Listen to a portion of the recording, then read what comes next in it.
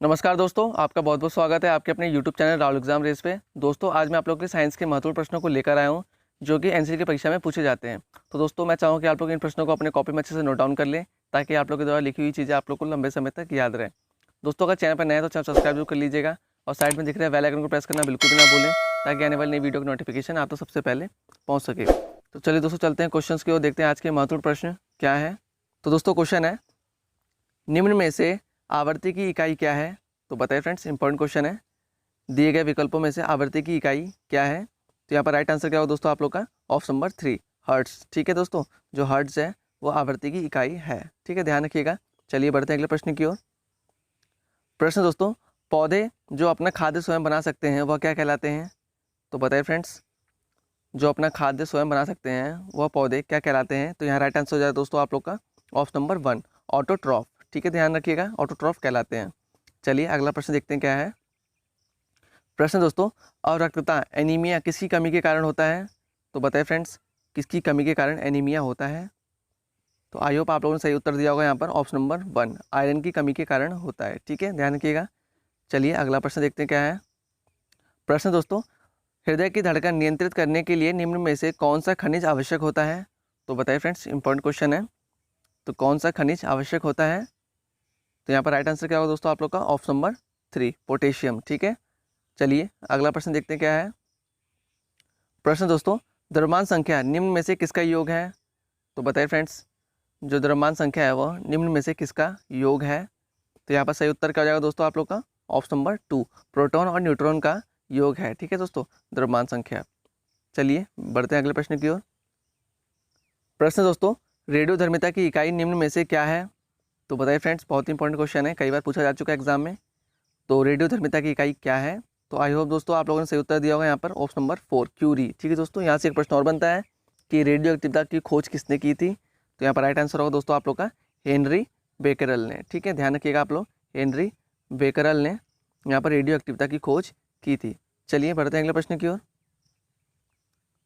Question है दोस्तों, nuclear रिएक्टरों में विमंदक और प्रशीतक दोनों की तरह प्रयुक्त होने वाला पदार्थ कौन सा है? तो दोस्तों बताइए, जो रिएक्टर होते हैं उसमें मॉडरेटर और कूलिंग की तरह प्रयुक्त होने वाला पदार्थ कौन सा है? तो यहाँ पर राइट आंसर क्या होगा दोस्तों आप लोग का?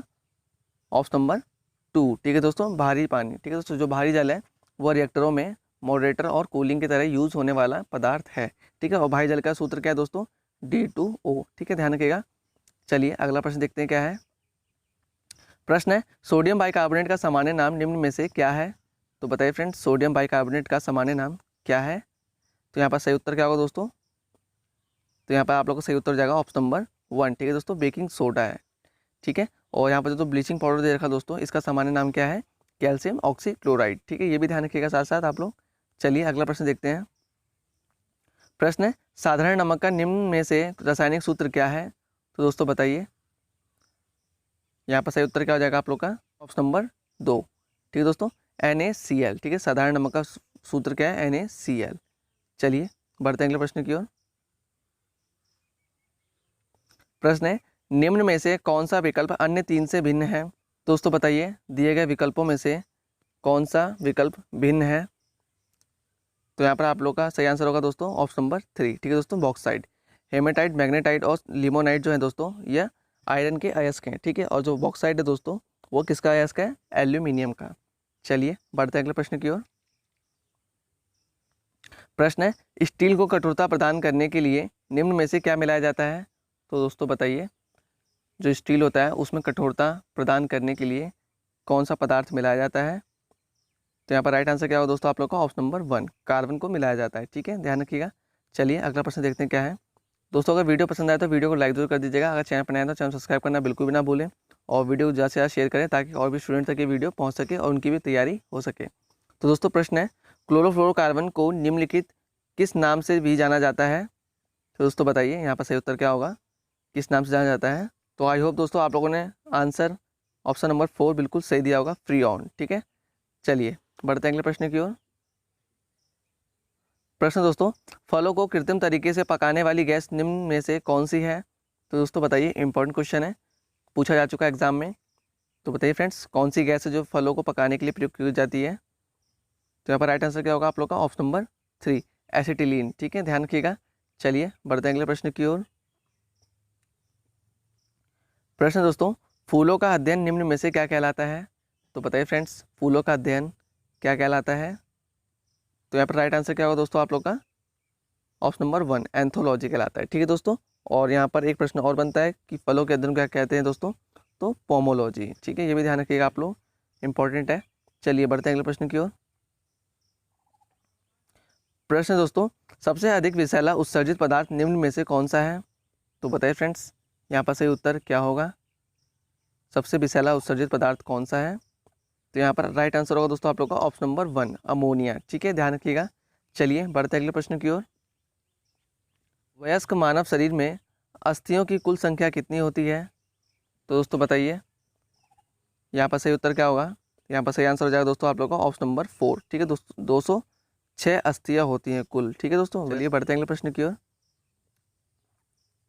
दोस्तों क्वेश्चन है, हरे रंग का पदार्थ जो पौधे में प्रकाश संश्लेषण करता है वह निम्नलिखित में से कौन है? तो बताइए यहाँ पर दोस्तों, जो हरे रंग का पदार्थ होता है पौधे में प्रकाश संश्लेषण की क्रिया करता है वो क्या कहलाता है?